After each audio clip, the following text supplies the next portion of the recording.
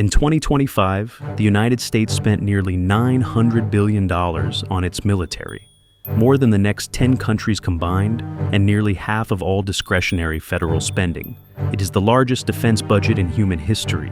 And yet, no foreign army is positioned at America's borders, no hostile fleet is gathering off its coasts, and no imminent invasion threatens the homeland protected by two vast oceans. So, why does the most geographically secure superpower on Earth maintain the most expensive war machine ever assembled? Is this purely about safety, or is it the cost of global dominance? If the United States is not fighting for survival, then what exactly is it preparing for? And why does it cost nearly $1 trillion a year?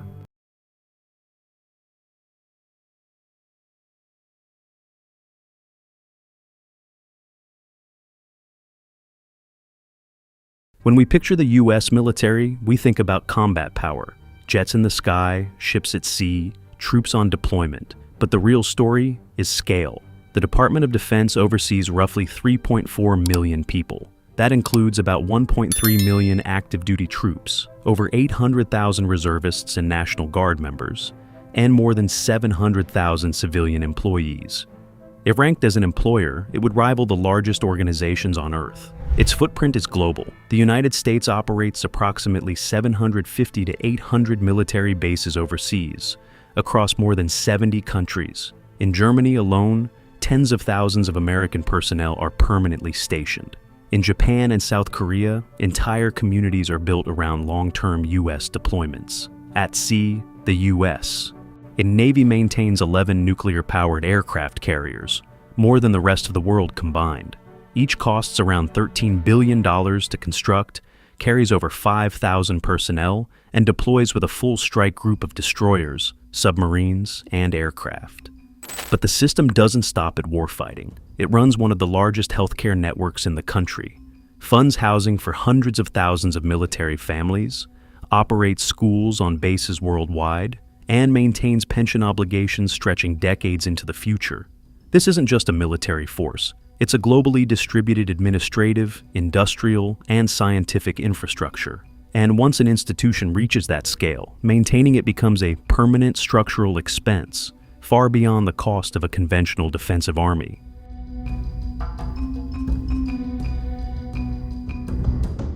An $886 billion defense budget sounds like an arms buildup, but most of that money isn't about buying new weapons. It's about sustaining a system that already exists.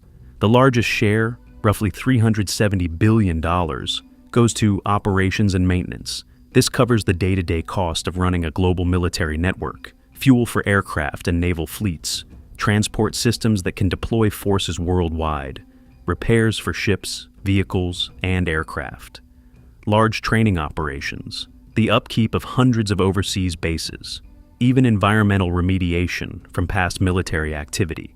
And within this category alone, more than $40 billion funds healthcare services for active duty personnel. Next is personnel, about $180 billion. That includes salaries, housing allowances, family support, pensions, and long-term medical benefits. When you employ millions of people, compensation becomes a structural cost, not a temporary one. Then comes procurement, around $170 billion. The visible hardware. An F-35 fighter jet costs between $80 and $100 million. A Ford-class aircraft carrier costs roughly $13 billion. A Virginia-class submarine runs about $3.6 billion. A single Patriot interceptor missile can cost around $4 million. Finally, research and development, nearly $145 billion, funds artificial intelligence systems, hypersonic weapons, cyber defense, and autonomous platforms designed for future conflicts. Put together, this isn't just military spending, it's a large-scale industrial, scientific, and logistical infrastructure, maintained year after year and built to operate globally.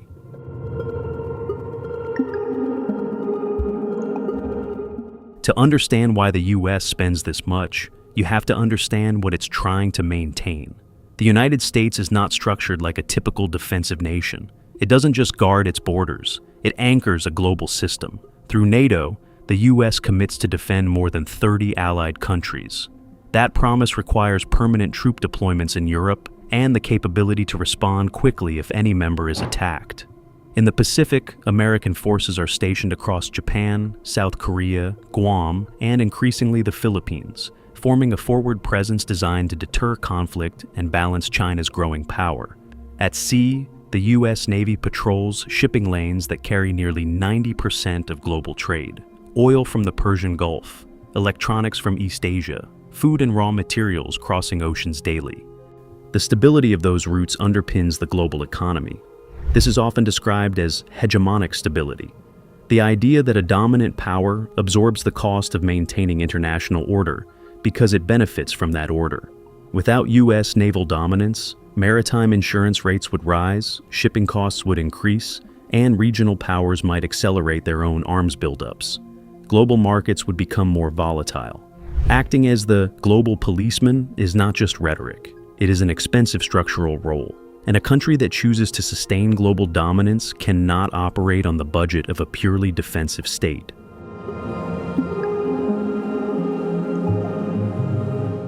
Maintaining global military dominance doesn't just require ships and soldiers. It requires an industrial base large enough to build them, continuously. Each year, roughly $466 billion in Pentagon contract obligations go to private companies.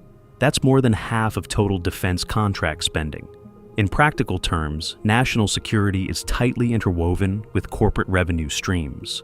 The market is highly concentrated.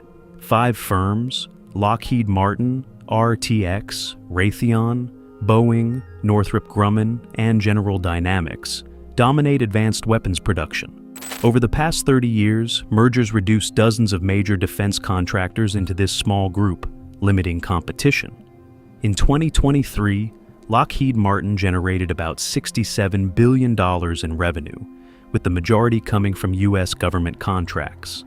And Northrop Grumman reported over $39 billion. RTX exceeded $68 billion. These are not niche suppliers, they are industrial giants. Limited competition affects pricing. The Stinger missile, which cost roughly $25,000 in the early 1990s, now exceeds $400,000 per unit. The F-35 fighter program, projected over its life cycle, including maintenance and upgrades, is estimated at around $1.7 trillion, making it the most expensive weapons system ever built. This doesn't require corruption to function. When the government depends on a small number of highly specialized firms, and those firms depend on federal contracts for survival, pricing leverage shifts. At that point, defense spending isn't only about strategic necessity. It also sustains one of the largest and most politically protected industrial sectors in the American economy.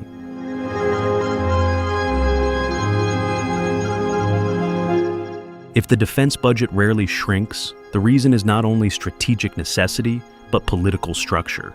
The U.S. defense industry supports more than 1 million jobs nationwide, including hundreds of thousands of direct employees at major contractors and many more across subcontractors, suppliers, logistics networks, and local manufacturing chains. Defense production is intentionally distributed across more than 40 states, meaning major weapons programs are tied to dozens of congressional districts.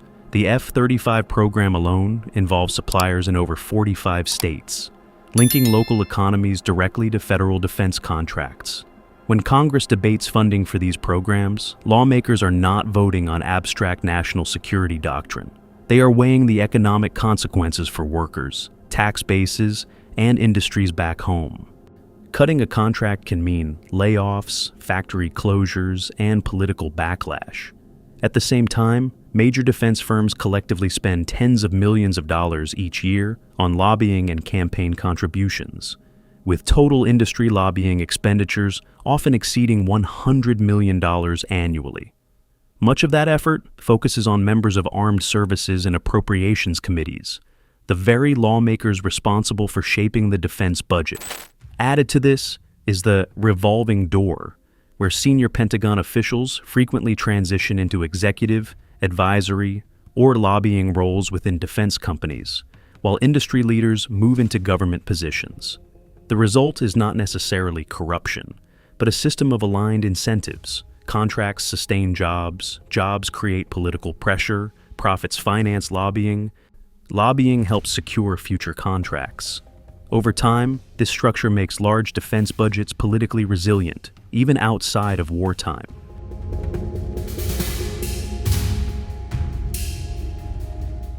The logic behind high military spending rests on deterrence, the idea that strength prevents war. If a rival believes the cost of attacking the United States or its allies would be catastrophic, the rational choice is restraint. For decades, this principle has shaped U.S. strategy, from nuclear doctrine to forward troop deployments in Europe and Asia. But deterrence has a built-in feedback loop. When one major power expands its capabilities, others respond. China's official defense budget now stands at roughly $296 billion, more than triple what it reported 2 decades ago. And independent estimates suggest actual spending may be significantly higher. Russia, despite sanctions and economic strain, has raised defense expenditures to an estimated 6 to 7% of its GDP in recent years, levels not seen since the Soviet era. History shows how this dynamic can escalate. During the Cold War, the United States and the Soviet Union accumulated more than 60,000 nuclear warheads combined, each side justifying expansion as necessary for deterrence. The paradox is clear. Military strength can reduce the risk of immediate attack, but it can also intensify long-term competition. In this system, stability depends less on trust and more on balance, a balance often sustained by mutual fear rather than mutual confidence.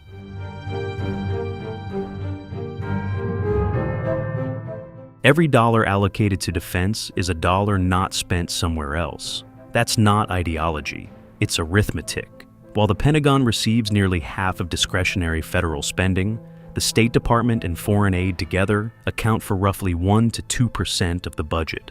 In other words, the United States spends vastly more on military instruments of power than on diplomacy, negotiation, or development assistance. Meanwhile, the American Society of Civil Engineers estimates that U.S. infrastructure requires trillions of dollars in upgrades over the coming decades. Roads, bridges, water systems, and electrical grids are aging. Public health systems remain strained after the pandemic. Student debt exceeds $1.7 trillion, and many public schools operate with limited funding. Its climate resilience and cybersecurity, both increasingly tied to national stability, demand sustained investment as well.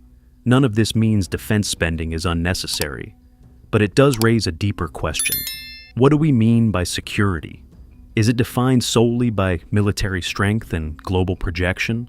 Or does it also include resilient infrastructure, economic stability, public health, energy independence, and technological competitiveness? Because national security is not only about preventing invasion, it is also about ensuring a society can withstand shocks, economic, environmental, technological, without collapsing from within.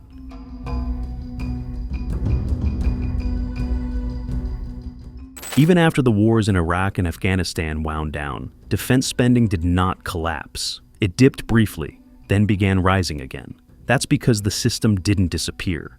America's global commitments remain. NATO obligations still stand. Troops remain stationed in Europe and Asia. And strategic competition has shifted, not ended. The war on terror has gradually been replaced by long-term rivalry with China, a competition centered on naval power, advanced technology, artificial intelligence, and supply chain dominance. At the same time, the defense industrial base cannot simply be paused. Shipyards, missile factories, and aircraft production lines require steady contracts to remain operational. Cutting funding too sharply risks layoffs, loss of skilled labor, and weakened supply chains that are difficult to rebuild quickly. Reducing the budget, then, is not just a fiscal decision. It carries economic consequences at home and strategic risks abroad. Which brings us to the open question. Can a global superpower meaningfully reduce military spending without diminishing its influence? And in the 21st century, what kind of security truly defines strength? Overwhelming force or resilient systems? The answer may determine not just the size of the budget, but the future of American power itself.